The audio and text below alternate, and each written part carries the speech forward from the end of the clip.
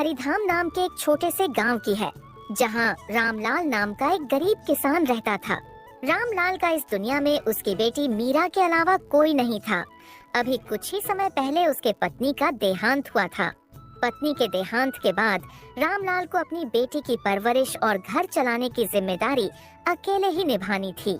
रामलाल के पास एक छोटा सा खेत था, जिसमें वह मेहनत करके किसी तरह से अपने और अपने बेटी के लिए जरूरी साजो सामान का इंतजाम करता था।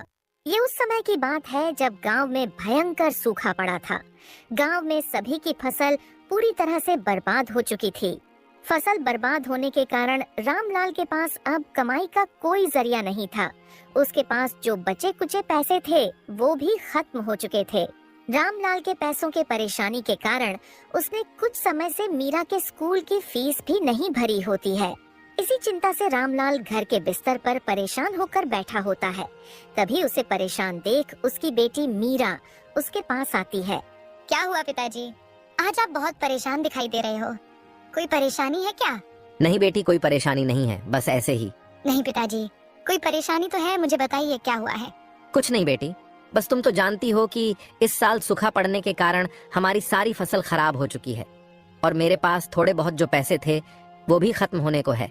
इसीलिए अगली फसल तक घर किस तरह चलाऊं, ये चिंता मुझे खाए जा रही है। पिताजी आप चिंता क्यों कर रहे हो? आपकी मदद के लिए मैं भी कोई काम कर लेती हूँ। नहीं बेटी, उसकी कोई जरूरत नहीं है, तुम बस अपनी पढ़ाई पर ध्यान दो, मैं कुछ करता हूँ। पिताजी इस मौके पर बोलना सही नहीं है, परंतु स्कूल के हेडमास्टर फीस के लिए बोल रहे थे। हाँ बेटा, तुम उसकी चिंता मत करो, मैं किसी भी तरह कल परसों तक तुम्हारे स्कूल की फीस भर दूंगा। ठीक है पिताजी, मैं कल हेडमास्टर को कह दूंगी कि आप आज कल में फीस भर देंगे। फिर वहाँ से मीरा अपने कमरे में चली जाती है। मीरा को बोल तो दिया है कि कल परसों तक उसकी स्कूल फीस भर दूंगा, पर मेरे पास तो कल के राशन भर के पैसे नहीं हैं। इसी चिंता से परेशान होकर रामलाल अपने घर में टहलने लगता है। टहलते टहलते वो अचानक रुक जाता है। लगता है इस बार मुझे धनीराम सेठ के पास से पैसे सूद पर लेने पड़ेंगे, वरना मैं ना तो घर का खर्च चला पाऊंगा और ना ही मीरा की स्कूल की फीस भर पाऊंगा। हाँ, मेरे पास अब बस यही एक जरिया बचा है, कल सुबह ही जाकर सेठ से मिलता हूँ। धनीराम सेठ एक नंबर का लालची और ठग प्रवृत्ति का व्यक्ति है, जो गांव के लोगों की मजबूरी का फायदा उठाकर उन्हें सूद पर पैसे देता है।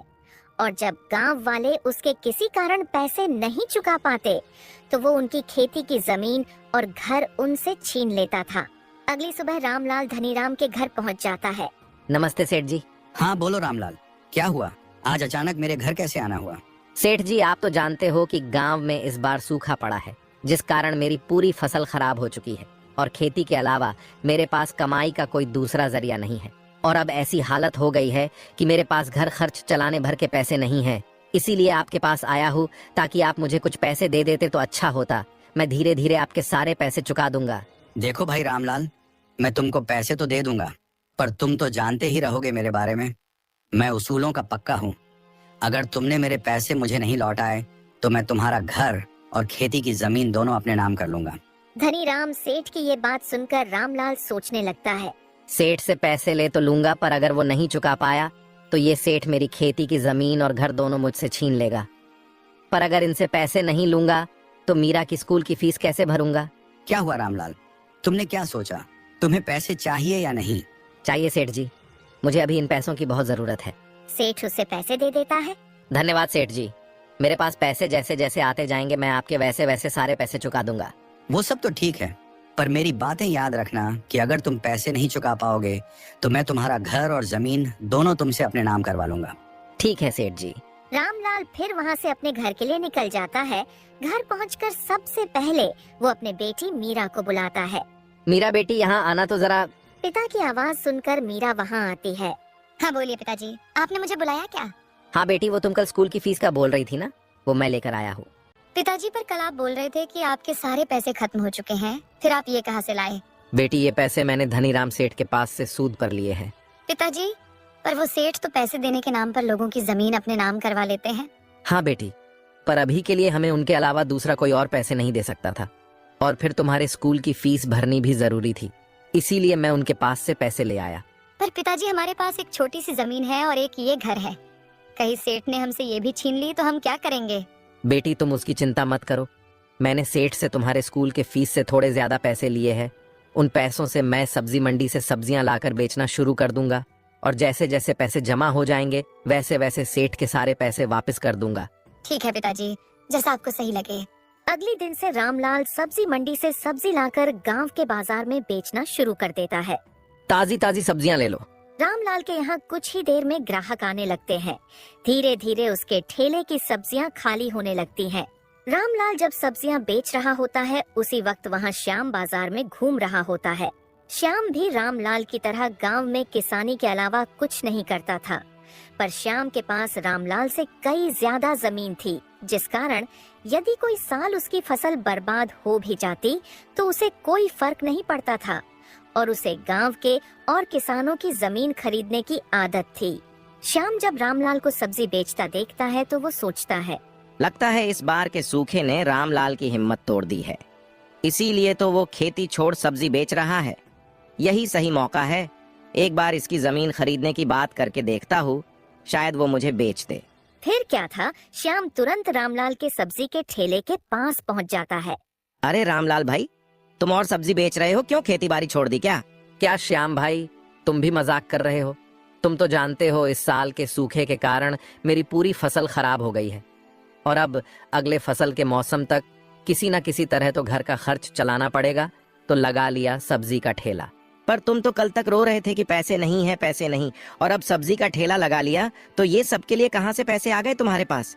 नहीं भाई, सच में मेरे पास तो घर के राशन तक के लिए पैसे नहीं थे और ऊपर से मीरा के स्कूल की फीस भी भरनी थी, तो धनीराम सेठ के पास से पैसे सूद पर ले लिया और मीरा की स्कूल की फीस भी भर दी और कुछ पैसों से सब्जी का ठेला लगा दिया। रामलाल की ये बात सुनकर श्याम खुश हो जाता है, क्योंकि उसे रामलाल की जमीन खरीदनी थी, पर रामलाल उसे वो बेचने तैयार नहीं था। उसने सोचा, चलो ये तो बहुत अच्छा हुआ कि इस रामलाल ने धनीराम से पैसे सूद पर लिए हैं। अब ये उसके पैसे चुका नहीं पाएगा और फिर धनीराम इसकी जमीन इससे छीन लेगा, फिर वो जमीन मैं उससे खरीद लूंगा। रामलाल की ये बात सुनकर श्याम खुश तो था, पर वो रामलाल के सामने दुख जताने की कोशिश करता है। क्या कहा रामलाल भाई, तुमने धनीराम के पास से पैसे सूद पर लिए हैं? पर तुम तो जानते हो ना वो कितने ठग प्रवृत्ति का व्यक्ति हैं। वो तुम्हारी जमीन तुमसे छीन लेगा। हाँ भाई, मैं जानता हूँ, पर वो तो तब होगा ना जब मैं उनके पैसे नहीं दूंगा। मुझे पता है कि अब अगली फसल तक तो मैं कुछ भी नहीं कर पाऊंगा, इसीलिए मैंने सोचा कि तब तक सब्जी का ठेला लगा लेता हूँ।